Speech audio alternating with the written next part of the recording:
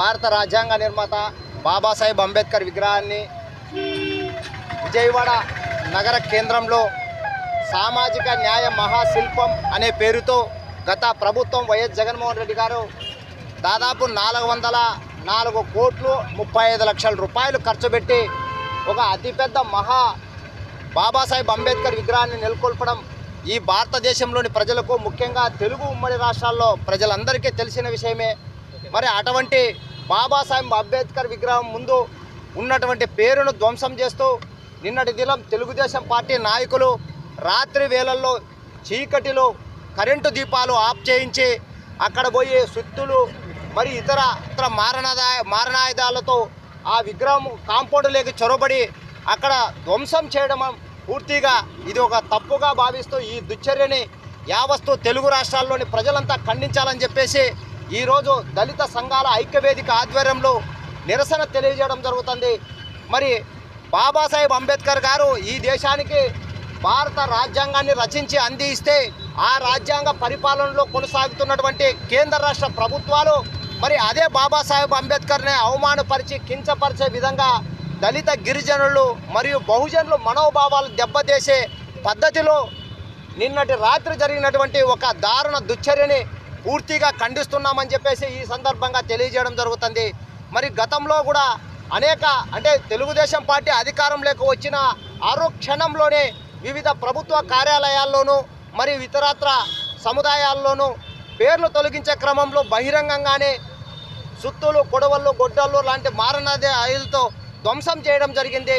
మరి అదే కాక నిన్నటి దినం ఈ రాష్ట్రంలో ఒక బ్లాక్ డేగా పూర్తిగా ఎస్సీ, ఎస్టీ, బీసీ, మైనార్టీ వర్గాల నుండి దెబ్బతీసి వాళ్ళని అవమానపరిచి కించపరిచే పద్ధతిలో జరిగినటువంటి సంఘటనను మేమంతా ఖండించాలి, దీన్ని నిరసన వ్యక్తం చేయాలి. దీనికి కారకులైనటువంటి వారిపై SC, ST atrocity act case కూడా నమోదు చేయాలని చెప్పేసి ఈ సందర్భంగా తెలియజేయడం జరుగుతుంది. సుగమంచి శ్రీనివాసులు, సమతా సైనిక్ దళ్ జిల్లా అధ్యక్షుడు.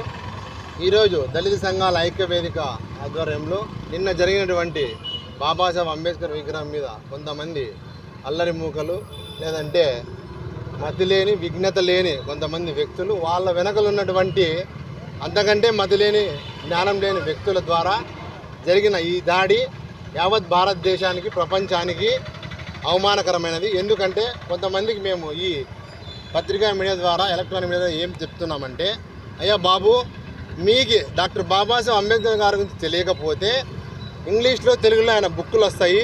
ఫస్ట్ ఈ భారతదేశంలో ఉన్న SC, ST, BC, minority, OC, అదేవిధంగా ప్రపంచంలో ఉన్న ప్రతి ఒక్కరూ ఆయన గురించి చదవండి. కాన్స్టిట్యూషన్ అనేది 2.5 సంవత్సరం కొన్ని వేల రాజ్యాంగాలని ఆయన పరిశీలించి రాయడం జరిగింది. అదే కాన్స్టిట్యూషన్ కింద మీరు ఈ పదవులు అనుభవిస్తున్నారు. ఎవరో ఏదో చెప్పిన దానిలోకి మీరు లోబడి ఈ బాబాసాహెబ్ అంబేద్కర్ గారి విగ్రహాల మీద దాడులు కానీ ఇలాంటి పరిస్థితులు భవిష్యత్తులో జరిగితే సమతా సైనిక్ దళ్ మీకు ఏ విధంగా బుద్ధి చెప్తుందంటే అది వేరే విధంగా ఉంటుంది. ఆ చరిత్ర కూడా మీకు తెలియదేమో, అది కూడా తెలుసు. సాకేఆర్ఎన్ గారికి, అలాగే ఓబ్లేస్ పెద్దయ్య గారికి, ఇక్కడ వచ్చిన దళిత ఐక్య వేదిక ప్రతి ఒక్కరి దళిత ముద్దు బిడ్డలకు ప్రతి ఒక్కరికి పేరు పేరున ఉద్యమ జైభీములు తెలియజేస్తున్నాం.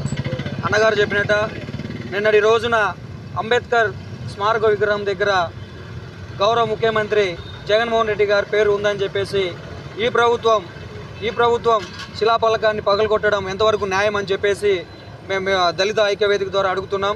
అలాగే దళితుల మీద జరుగుతున్న అన్యాయాన్ని పరిగణలోకి తీసుకోకుండా, అలాగే నిన్నటి రోజున లైట్లు ఆఫ్ చేసి శిలాఫలకాన్ని పగలగొట్టడం డాక్టర్ బిఆర్ అంబేద్కర్ గారి మీద సుత్తి వేసినట్లు, అలాగే దళితులని అణచవేసడానికి ఇది కూడా ముఖ్య కారణం అని చెప్పేసి దళిత ఐక్యవేదిక ద్వారా తెలియజేస్తున్నాం. అలాగే ముందున ఇలా జరిగితే మేము ఊరుకుండేది లేదని చెప్పేసి దళిత ఐక్యవేదిక ద్వారా చెప్తున్నాం. ఏ శిలాఫలకం అయితే పగలగొట్టారో అదే శిలాఫలకము గౌరవ ముఖ్యమంత్రి గారి పేరు మీద, మాజీ ముఖ్యమంత్రి గారి పేరు మీద అక్కడ ఉంచాలని చెప్పేసి దళిత ఐక్యవేదిక ద్వారా మీకు తెలియజేస్తూ